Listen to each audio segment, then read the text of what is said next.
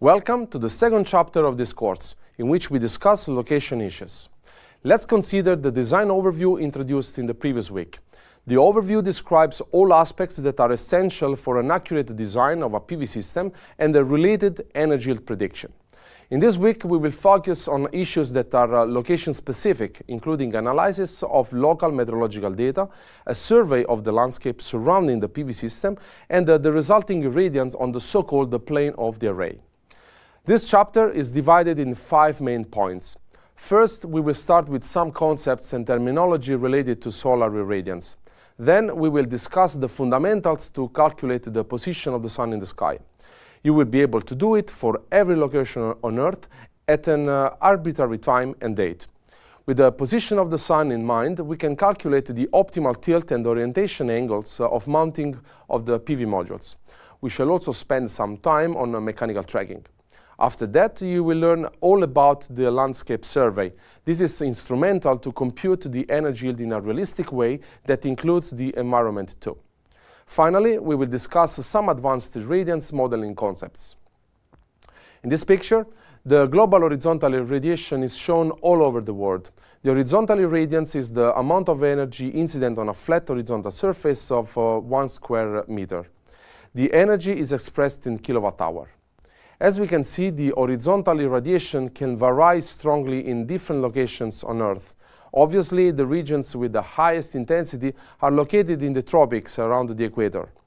When we move away from the equator, the irradiation drops until approximately 1,000 kilowatt-hours per square meter in the very north of the map.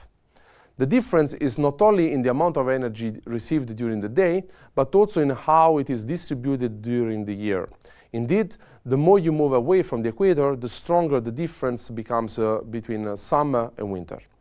This is known as a seasonal variation, and it plays a very important role in the design and the reliability of the PV system, in particular for the storage. So, if you want to produce the same amount of energy for 2 PV systems, one in the Netherlands, where the irradiation is almost 1100 kilowatt-hours per square meter per year, and one in Abu Dhabi, where we have almost 2200 kilowatt-hours per square meter per year, then the number of PV modules in the Netherlands should be almost the double of the PV modules in Abu Dhabi. Thus, it is very important to look into the environment in which the PV system will be installed. In this video, we will start with the solar irradiance. We will discuss some basic properties of our sun and the sun spectral irradiance falling on Earth. Then we will split the global irradiance into several components. Finally, we will introduce the concept of equivalent sun hour for a certain location on Earth. The core of our star, the sun, is so dense that the radiation cannot travel freely. Electromagnetic radiation is continually absorbed and re-emitted until it comes to the surface, that is called the photosphere. Here, part of the energy is released as spectral irradiance, forming the sun spectrum. The temperature of the solar surface is about 6000 Kelvin, and it behaves as a black body at the same temperature. In this diagram, you can see the spectral irradiance of or spectral power density of a black body as a function of the wavelength. This is the most common way of characterizing a light source, expressed in watt per square meter at a particular wavelength. This electromagnetic wave travels from the sun through the outer space until our planet. Due to Earth's atmosphere, this nicely shaped black body radiation translates into something wavy and noisy. Just outside the atmosphere of the Earth, the spectrum keeps its regular shape, and this is what we call the air mass zero, or AM0, depicted in red, because no atmosphere is traversed. Then, as the sunlight travels through the atmosphere, the spectrum of the global irradiance received on a flat horizontal surface shows several dips in the absorption that are related to scattering and absorption by air molecules and dust particles. For example, the dips related to the absorption of light in the molecular oxygen, molecules of water, and the carbon dioxide in the atmosphere are here indicated. All these molecules contribute to the absorption of solar radiation at wavelengths above 1000 nanometers. Instead, the green curve is the direct AM 1.5 spectrum. It is obtained from the global AM 1.5 spectrum by considering only the light shining in the direction normal to the illumination plane. The shape of the spectrum is very similar to the blue curve, but its intensity is sensibly lower in the visible part of the spectrum.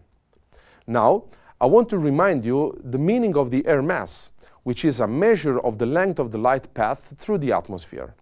The reference to calculate the air mass is when the sun is at its zenith.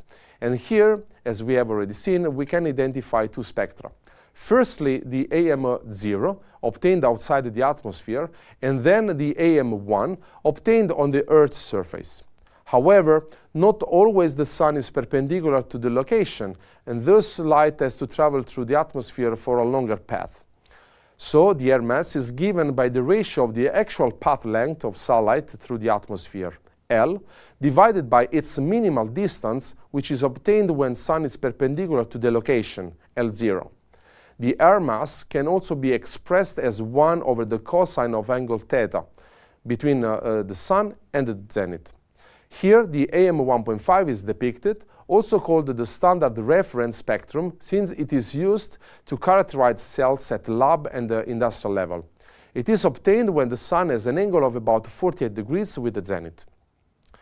When the spectrum is integrated over a certain wavelength range, then we obtain the irradiance, which is the power density of light per unit surface. In this context, G is the typical letter to indicate the irradiance, and you can come across several subscripts with a different meaning. But as long as you see G, it means that you have a unit which is watt per square meter. This equation illustrates the integral of the AM1.5 global spectral irradiance. When we consider the entire wavelength interval that goes from 250 nanometers to the infrared, around 3000 nanometers, then the outcome of this integral is 1000 watt per square meter. Such a number is used to evaluate the performance of solar cells and modules in laboratories and industry. Now, we are going to see how to measure the irradiance. We need an hardware called the pyranometer and another type of hardware called the pyrheliometer. Basically, they are electronic devices, not more different than a photodiode, that count how many photons their surfaces receive. Then these devices change this information into a voltage signal that can be read by a software. Here we define the global irradiance as the sum of the diffuse component and the direct component. Many times in literature, you can find also these acronyms. So GHI stands for Global Horizontal Irradiance, DHI for diffuse horizontal irradiance, and the DNI for direct normal irradiance. Let's have a look in detail at these different components and how to measure them with a setup such as the one depicted on the left. The GHI is measured with the pyranometer over here, and it is called the global horizontal irradiance because the pyranometer has a very large eyesight, so it can get the horizon and the whole hemisphere on top of it. Of course, this should be set as much as possible parallel to the ground where you will actually install the PV system. The pyranometer in the red box number 2 measures instead the diffuse horizontal irradiance. It has the same configuration as the previous one, but a shading disk obstructs the direct irradiance. An embodiment of the shading structure is the black ball here on top. Finally, the DNI is measured with the pyrheliometer highlighted in the red box number 3. It is mounted on a two-axis mechanical stage that follows the sun at any moment of the day, and it always points towards its direct component. The direct normal irradiance is thus obtained by shielding the pyranometer in a black tube. In order to obtain the direct component on a horizontal surface, we have to multiply the direct normal irradiance by the cosine of theta z, which is the angle between the zenith and the sun position. One last definition to conclude this lecture. The equivalent sun hours, ESH, also called the peak sun hour. An equivalent sun hour, specifically, is an hour during which the intensity of sunlight is 1000 watt per square meter. The ESH is used to measure how much solar energy is available in an area during a typical day. In the graph, we see the radiance, or solar radiation, during one day. The area under the curve, in yellow, corresponds to the solar insolation, which is given in energy per unit area. In order to obtain the peak sun hour, the solar insolation has to be divided by the irradiance of AM 1.5, which is 1000 watt per square meter, and the result is the number of hours. The corresponding graph of the irradiance has this rectangular shape that covers the same area of the other one. In this last slide, the insolation in terms of annual average ESH is shown. 5 regions can be distinguished and are highlighted with different colors. In the Netherlands, the annual average equivalent sun hours per day is 2.7. So, depending on the position on the Earth and the position of the sun in the sky, terrestrial solar radiation varies both in intensity and the spectral distribution.